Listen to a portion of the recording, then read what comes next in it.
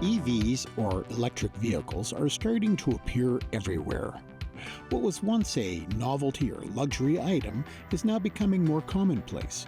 And with more auto manufacturers offering new choices in electric cars, the idea of owning one may have crossed your mind. But are they worth it? My name is Mary Mallon. I work for Plug and Drive, and we promote electric vehicles. Our mandate is to help Canadians switch from gas cars to electric cars, and while they see both the financial benefits and the environmental benefits. So there's a lot of myths around EVs and their capabilities. First off, they're expensive. The upfront cost is a little bit high. However, electricity is very, very cheap. We travel about 460 kilometers from my car, 75 kilowatt battery.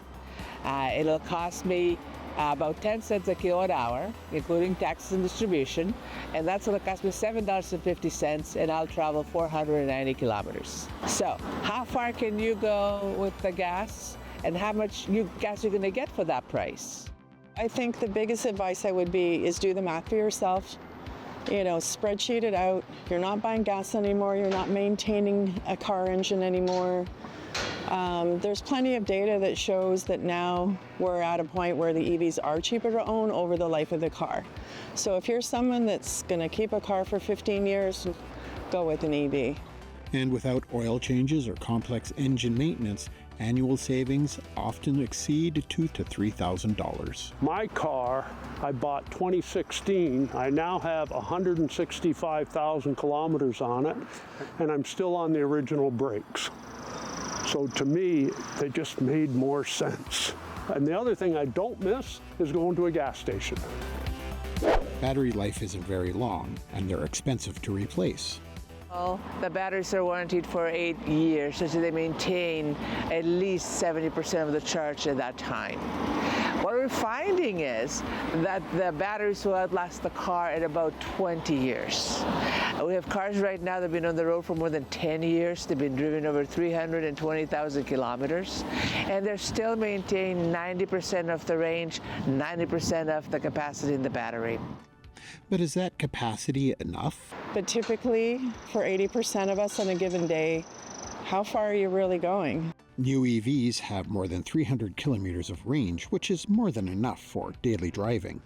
And for longer trips, Canada's fast charging network is expanding rapidly.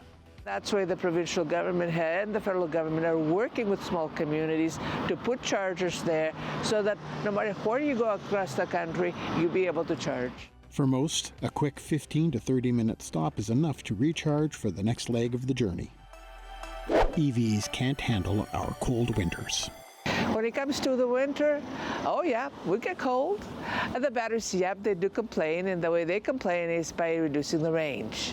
Having it plugged in every night, putting on the heater every morning, warming the battery, and if you put on the heaters to warm up the cabin, to warm up your seat, the steering wheel, that will help with the range. EVs are actually worse for the environment. More than 80% of our electricity comes from non-emitting sources like hydro, nuclear, and wind. That means with every kilometer driven, an EV is significantly cleaner than one powered by gasoline.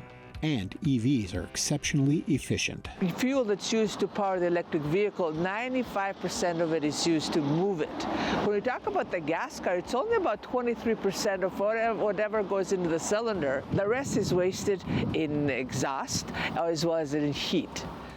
Electric vehicles are no longer a niche experiment. They're proven, practical, and increasingly popular. From daily commutes to cross-country road trips, they're saving Canadians money while reducing our environmental impact. But you don't have to take my word for it. The bottom line is you have to come out and test drive a car. Sit down behind the wheel, see how it feels. Talk to the people who own the cars. That's the best way. For Eastlink Magazine, I'm Chris Elzinga.